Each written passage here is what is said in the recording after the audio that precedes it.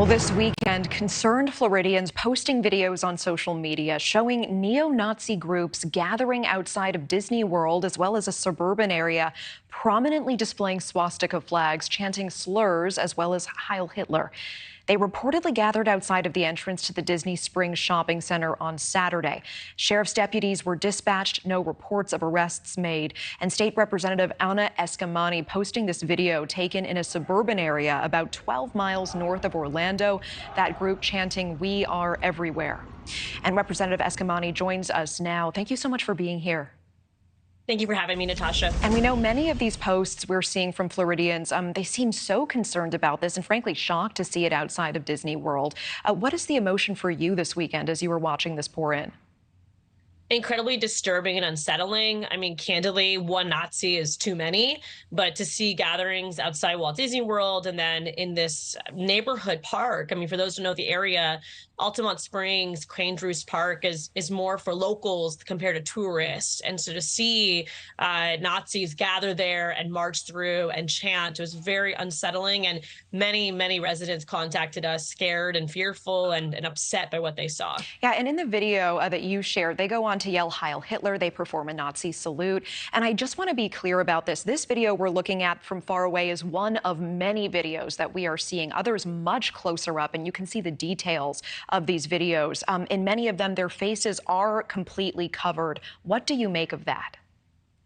Well, it's so ironic because a lot of these are individuals that cry about, wearing a mask for COVID, yet they wear a mask when they're saying hateful and bigoted things. But again, it also speaks to how they even know that this behavior is inappropriate and un-American, to hold values that are anti-Semitic, that discriminate against communities of color, and to do so in an area that's incredibly diverse.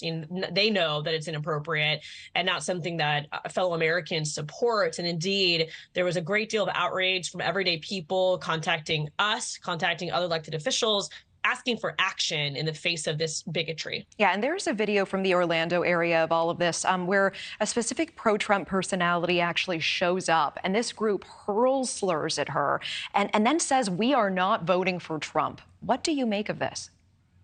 Well, I don't think it's surprising to hear Nazis lie and spread confusion. Candidly, I don't think that Nazis align with the political figure. I think they hold far-right viewpoints, as we see in nations across the world that are focused on white supremacy. So I do think at the end of the day, if they're voting, which I don't know if they do, they're going to vote for candidates that reflect values of white supremacy, regardless of who that is. But just like any other community, there's going to be disagreement. But that's why my concern is more focused on their ideology versus ideology of specific politicians, because I think what's most scary is that there are politicians that flirt with their ideology and oftentimes espouse parts of it.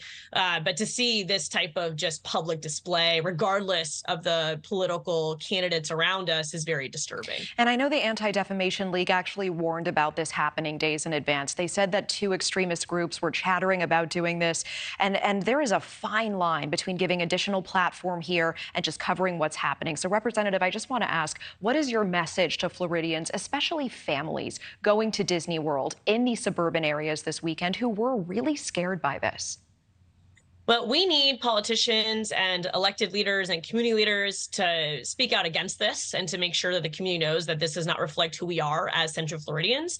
But I also think it's important to point out that radicalization is real, that people can be radicalized to hold awful positions and to do awful things, as we saw with the murder of 3 African Americans in Jacksonville at the hands of someone who drew swastikas on his rifle. So very important to be aware of the power of radicalization and do what we can to call it out and fight back. Okay, Florida Representative Eskamani, I appreciate your time. Thank you so much for joining us on the show. Thank you for having me. Thank you for watching. Go to newsnationnow.com to find News Nation on your television provider. And don't forget to click the red subscribe button below to get more of News Nation's fact-driven, unbiased coverage.